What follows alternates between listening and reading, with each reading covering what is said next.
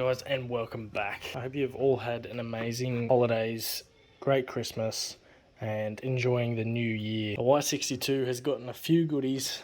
Santa's been very kind, and we've got ourselves a nice false floor for the rear of the car. I'll be installing very shortly, as well as a nice XRS Connect, which is the XRS 370C, but also the 4-drive pack. So that's going to be awesome, and that's what we're going to be fitting up today, so stay tuned.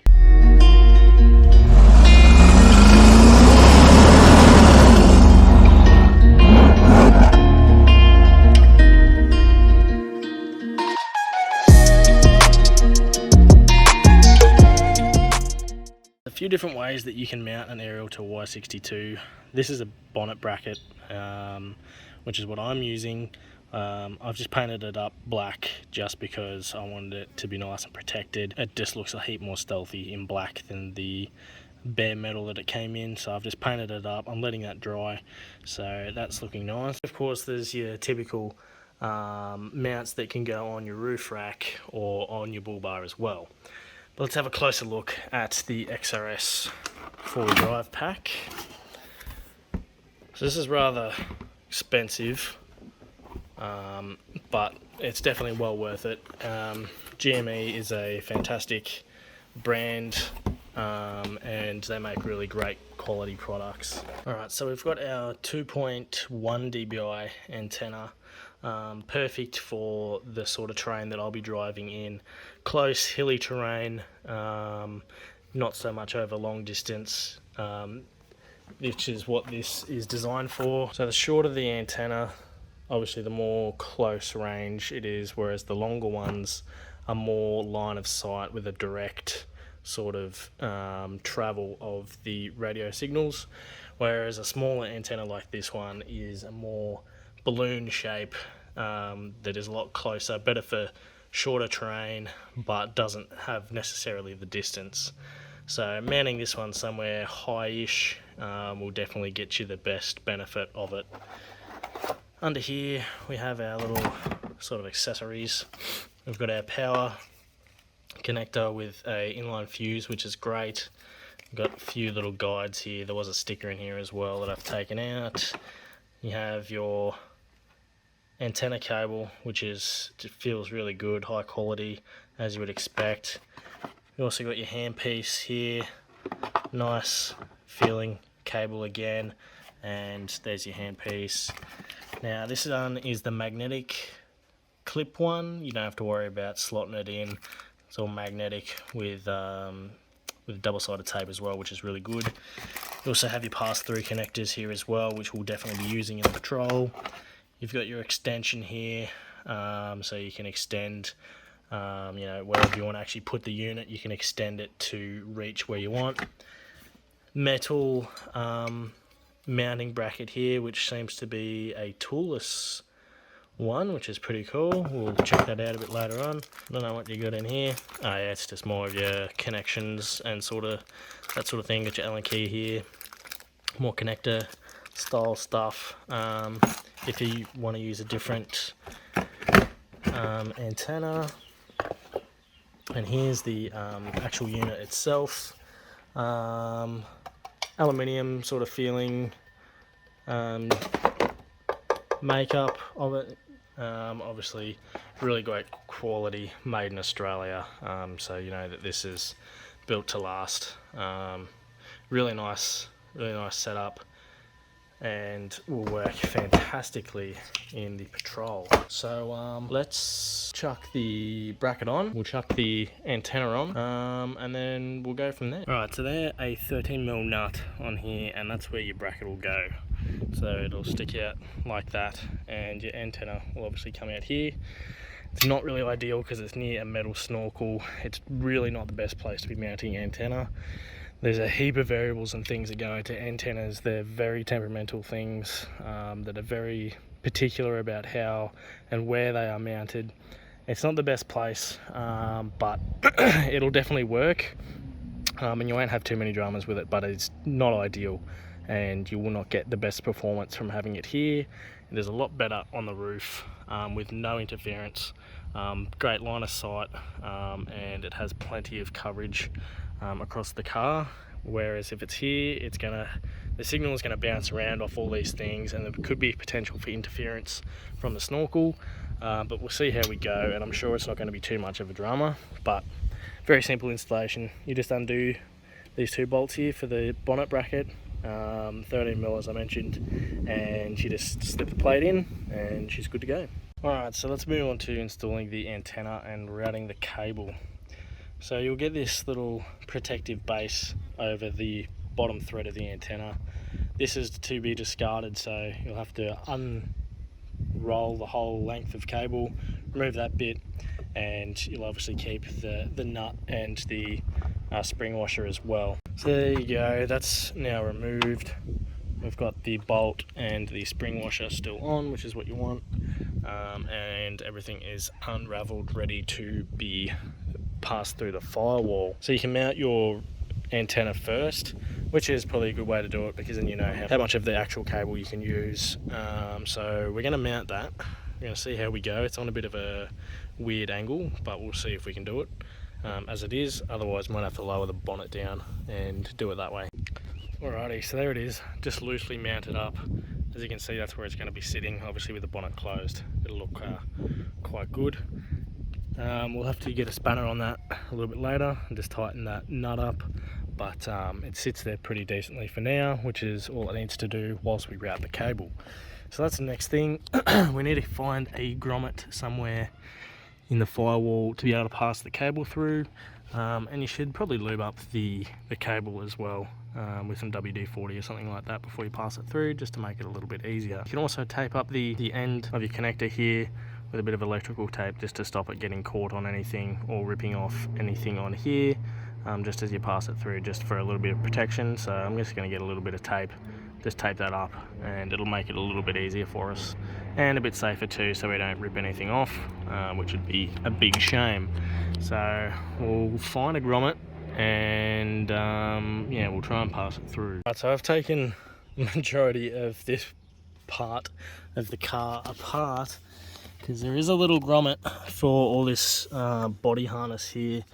It's quite a large one that sits well up in there, so I'm hoping that we might be able to pass it through there and get it into the car that way. So stay tuned on how this goes, but I think we're making progress. The coax is in, so we've passed it down here. All this body module stuff is all this wiring and stuff here, and there's a grommet down here where I'm passing this through, so I'm hoping that that we're on the right track here. Now I've routed the cable from the antenna through here through this little piece of foam and down here. Now this will help to keep it situated in one place. As you can see, that's pretty firm in there and it's not going to move around, and it keeps it nice and neat too. And obviously plenty of actual cable for it when the bonnet is open and when it's closed, which is a big thing too. And you also, you know, want to figure out how you want it routed before you go sticking it in through the firewall, because by then it'll be too late. So make sure you have it routed where you want it beforehand, otherwise you'll have to start all over again. So it's a little bit of a mess in the car at the moment. I actually took everything out, which was very easy to do, just so I had enough room and could easily see where the cable was coming out. So as you can see, that's where the coax is going. There's a grommet on the left side of the engine bay. There's another one on the right side as well. They're quite large, so you can't miss it. Just up a little bit further, you can sort of see where this part of the loom is coming out of, just up here. That's where the coax is coming out of. It's pretty easy to pass that through.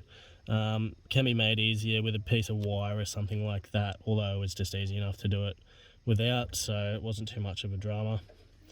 So now we've got this through, we can sort of figure out a place where we want to mount our actual unit in here. You know, Patrol's large enough, you could put it anywhere. Like, You could hide it under here, you could hide it up behind the leather panel here. People have put it behind the center console infotainment system.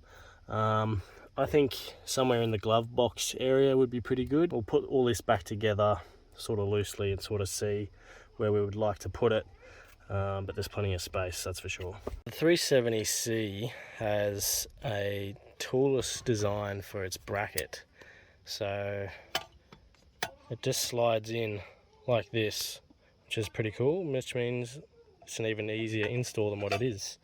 So I've got all this back together now. We've got the cable coming through here, and then we just basically need to find a spot to mount everything, and we can tuck the cable up under here somewhere, keep it nice and neat. But we need to just find a spot for the actual unit itself, which, like I mentioned, could be anywhere in here because there is plenty of space. So I'll find a spot and we'll mount it up. Alright, so I've got the whole dash pulled apart. We're just going to tap into the 12-volt socket for power for it, which will obviously only come on once the car is on or the accessories are on, so that's perfect for what I want.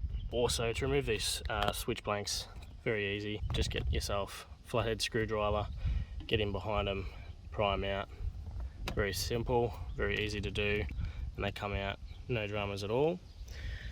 So then we can chuck in the pass-through for our handset. So we'll chuck that in and everything's nice and neat. So we'll need to use the extender for the actual unit to be able to use the pass-through. So we'll chuck that in, get it all squared away, and it should be pretty sweet, I think. Alright, so I actually tucked my UHF under this bottom kick panel here, and I was able to tuck everything away under there very easily. There was plenty of room, and then I rounded everything up behind the leather panel here and then back, and then routed it to the 12-volt socket for my power. That was easy enough to tap into, and for now I've just got the pass-through sitting like this. I'll get a proper one that actually fits, and then that'll fill in the space a heap nicer there, and it'll look a lot proper instead of what we've got going on here. But for now this will work fine. You probably could have got away with just using the handset from there to here, but I just think that it looks a little bit neater doing it this way. And then the bonus with this one is you get a magnetic handpiece holder with the 3M tape on the back, and we're just going to tape that one on there, and it's going to sit there very happily. So all in all, a couple hour install, you know, with some interruptions and whatnot. So very simple, very easy, not a lot to it. Everything's routed behind there, as I said, very neatly. Gave it a test run before, works perfectly fine, and yeah, very easy. The 12-volt for your 12-volt socket there, that's easy enough to patch into, and that'll work perfectly fine for this. And it's perfect distance that you have plenty of room for all your power, your pass-through and everything for here, and also for power for there as well. So there's plenty of room, and everything is just tucked under nice and neat under the glove box there. So yeah, very happy. So let's plug this in and turn it on and see how she does. Alright, so because I have it powered up to the 12-volt socket, it'll be off when the car is off, and then when I flick over to accessories, it'll turn on, and obviously using this button here, we can just turn it off. So if you want me to go into an in-depth review of the XRS Connect, and especially this model, I definitely can. It's a fantastic little unit. OLED display, heaps of technology, connects to your Bluetooth on your phone. So it's a really cool piece of kit. Really loud too, 2-watt speaker in the handpiece, and there's also one down in the actual unit itself, which can be heard from here, which is really cool as well. So yeah, it's a really great little piece of technology, and it really goes to show just how far we've come with our full drive accessories, but especially for the price, you'd want it to be pretty jam-packed. It's got a really decent amount of features, and some really cool pieces of technology. Some really awesome features have been packed into it. So yeah, it's a really cool little unit. We'll do a scan and see if we can pick up anything. I don't think we will, but anyway.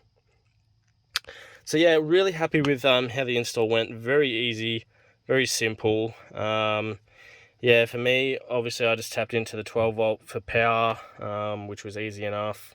And then yeah, everything just mounted up very easily behind everything. It's out of the way, and you can't see any of the wiring or anything. It's all just hidden away very easily up behind everything in there. So it's a very neat little install.